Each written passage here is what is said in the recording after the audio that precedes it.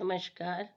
मैं doctor Annu Mathur, associate professor Indian music SMM government girls college Bhilwara. आज हम BA part third paper first में तालों का अध्ययन के अंतर्गत ताल रूपक के बारे में आपको बता रहे हैं। ताल रूपक के बारे में, यह तबले की ताल है और इसमें बंद बोलों का प्रयोग होता है। इसमें 7 मात्राएं होती हैं, अतः यह विषम मात्रा वाली ताल कहलाती है। विषम से यहाँ तात्पर्य 2 से न हो बटने वाली संख्या। यह विभाग भी विषम मात्राओं के तथा विषम ही है। इसमें 3 विभाग हैं।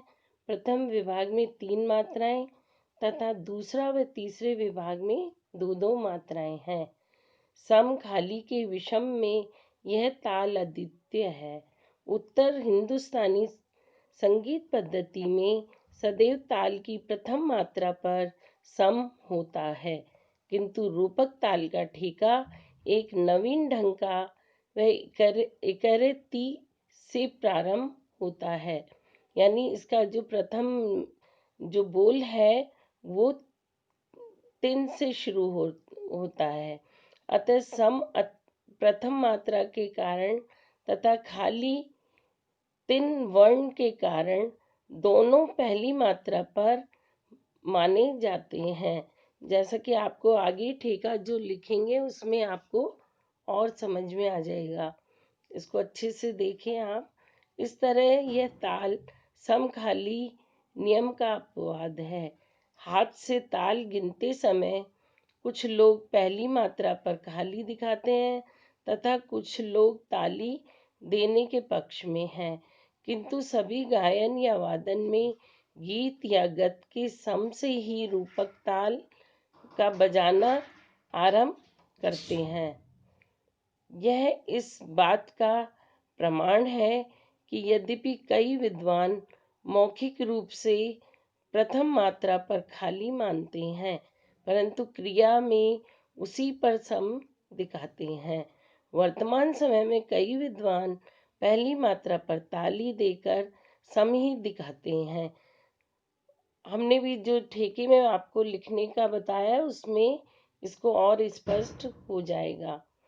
जैसा कि अन्य तालों में माना जाता है, इस ताल के लिए सम खाली का एक विशेष चिन्ह भी प्रयोग किया गया है। चौथी तथा छठी मात्रा पर 2 तालियां सर्वसम्मत है। रूपक ताल शास्त्रीय, अशास्त्रीय तथा सुगम सभी प्रकार के संगीत में प्रयुक्त होती है। इसका प्रयोग शास्त्रीय गायन में बड़े ख्याल तथा तराना में कभी कभी दिखाई देता है।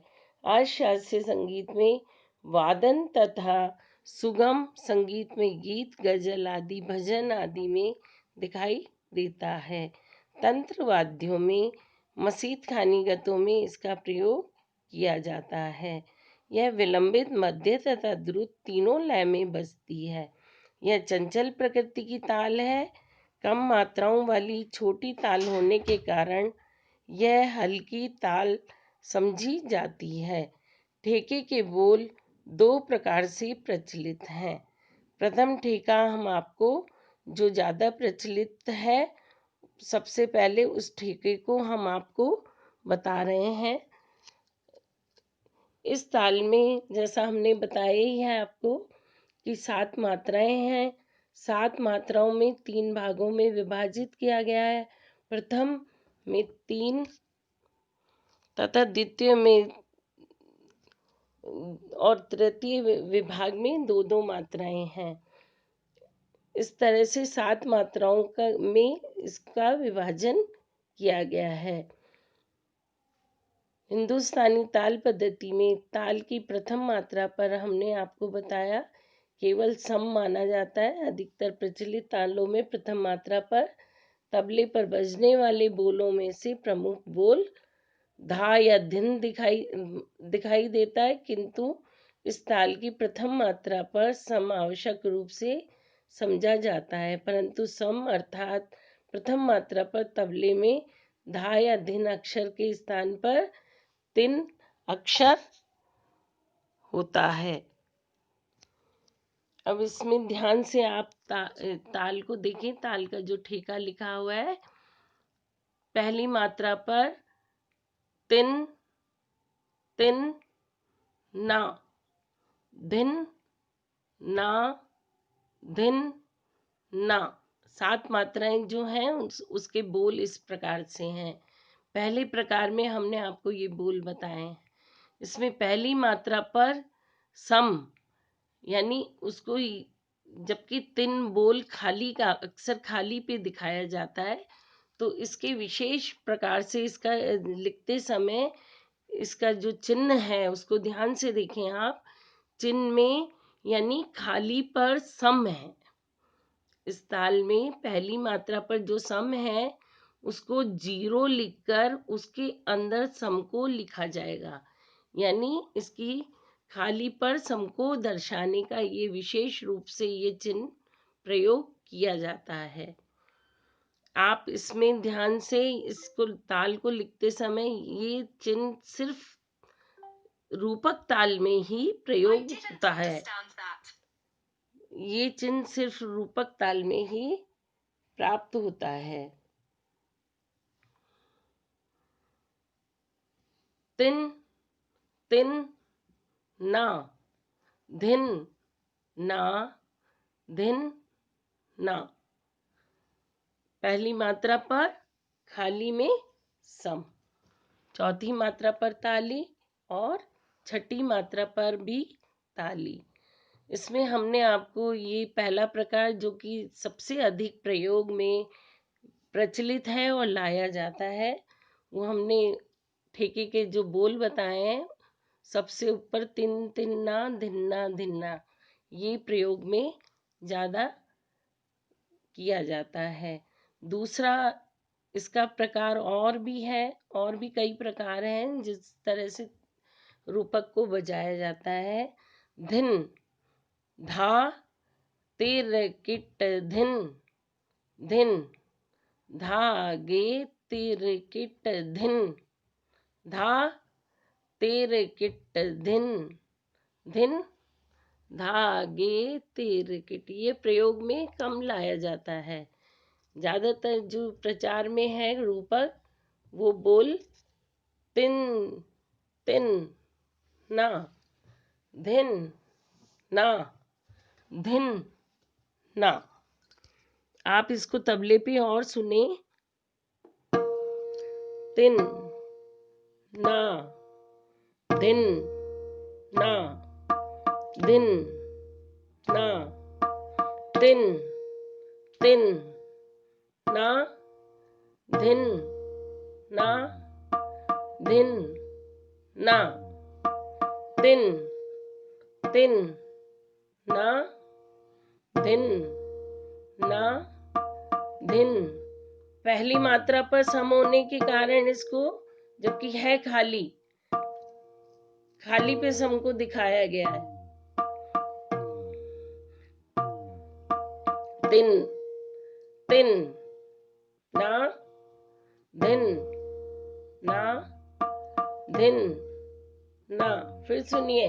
तिन तिन ना, धिन ना, धिन ना।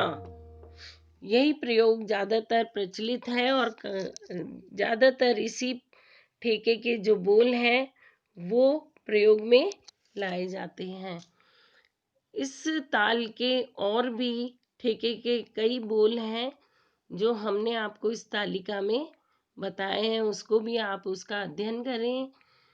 पहला ठेका के जो बोल हैं वो तिन तिन न क धिन, धिन धा त क तिन, तिन न क धिन, धिन धा त क। ये वाला ठेका भी प्रचलित है। इस ताल के अन्य बोल भी पाए जाते हैं, किंतु गायक वादक उक्त प्रचलित बोलों के साथ ही अधिकतर गायन वादन प्रस्तुत करना पसंद करते हैं। इस कारण उक्त बोलों का रूपक ही अधिक प्रचार में है, वह सर्वमान्य है। रूपक ताल निम्नांकित दूसरा प्रकार केवल जानकारी की दृष्टि से हम आपको समझा रहे हैं। ये जानकारी की दृष्टि से आप इन ताल के जो भिन्न भिन्न बोल बताए गए हैं वो हमने आपको तालिका में समझाया है। दूसरा प्रकार फिर देखिए आप, धिन, धा, त्रक, धिन, दिन, धा, त्रक, धिन, धा, त्रक, धिन, दिन, धा, त्रक, धिन। अब आप इसको ताल रूपक की दुगुन और तिगुन और चौगुन, जैसा कि हमने पूर्व में जो आपको तालें बताई हैं उसमें भी लिखने का तरीका वही है। दुगुन में दो दो बोलों को लेते हुए लिखना है और पूरा जो आवर्तन और जो ठेके के बोल हैं 2 बार रिपीट होंगे, वो आप इसको तालिका में ध्यान से देखकर अध्ययन करें। और तिगुन में भी दोनों प्रकार बताए हैं। पहला प्रकार वही एक मात्रा में 3-3 बोलों को लेके लिखना है और दूसरे प्रकार में एक ही आवर्तन में 3 बोलों को लेकर लिखना है। चौगुन में भी जब एक मात्रा में 4 बोल तो 4-4 बोलों को लिखना है पहले प्रकार में, और दूसरे प्रकार में भी वही कि 4 बोलों को, यानी पहले जो 5 मात्रा तक तो सिंगल ठेका, उसके बाद जो लास्ट की जो 2 मात्राएं हैं उसमें से 1.5 मात्रा में ये चौगुन होगा। उसको आप तालिका में देखकर अभ्यास करें और लिखने का और ध्यान से अध्ययन करें। सब में लिखने का तरीका समान है। तालों की मात्राएं, ताली, खाली, ये सब भिन्न है। लिखने का तरीका वही है। दुगुन में 2 बार रिपीट होगा, तिगुन में 3 बार रिपीट होएगा और चौगुन में 4 बार। और जब एक ही आवर्तन में लिखेंगे तो दुगुन में 2 का भाग देंगे। मान लो 7 मात्रा है तो हम उसमें 2 का भाग देके पहले भाग में सिंगल ठेका चलेगा और दूसरे भाग में उसको लिखा जाएगा। ऐसे तिगुन लिख रहे हैं तो वो यदि पूरे आवर्तन में लिख रहे हैं तो हम 3-3 बोलों को लेते हुए वो पूरे बोलों को 3 बार रिपीट होगा। और एक ही आवर्तन में तिगुन लिखेंगे तो उसमें 3 का भाग देकर जितनी मात्राएं आएंगी उसमें उसको लिखा जाएगा। और चौगुन लिख रहे हैं तो उसमें 4 का भाग देंगे और पूरे ठेके पे हम चौगुन लिखते हैं तो एक मात्रा में 4-4 बोलों को लेकर लिखा जाएगा और वो 4 बार रिपीट होएगी। पूरी ताल का जो ठेका है, बोल है, वो पूरे 4 बार रिपीट होंगे। आप इसको आशा है आपको समझ में आ गया होगा। दुगुन, तिगुन, चौगुन लिखने का और ठेका बताया हमने रूपक का, वो भी आपको समझ में आया होगा। इसको ध्यान से अध्ययन करें और समझें। और फिर भी कोई शंका हो तो आप पूछें और इस वीडियो को लाइक और सब्सक्राइब करें। धन्यवाद।